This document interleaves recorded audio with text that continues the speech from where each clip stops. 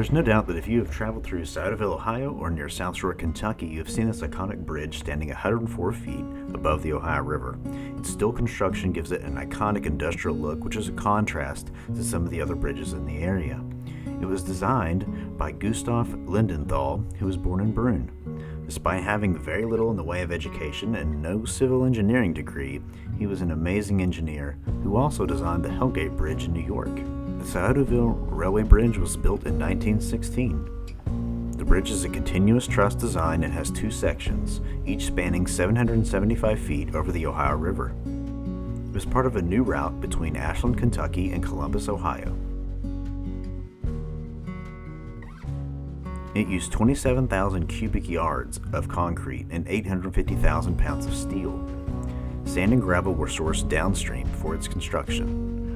Two methods were used. The Kentucky side used a cantilever method, and the Ohio side used a falsework approach.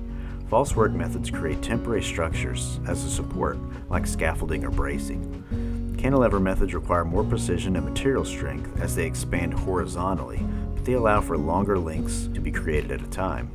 The Sciotoville Railway Bridge is 109 years old, but doesn't look a day past 75.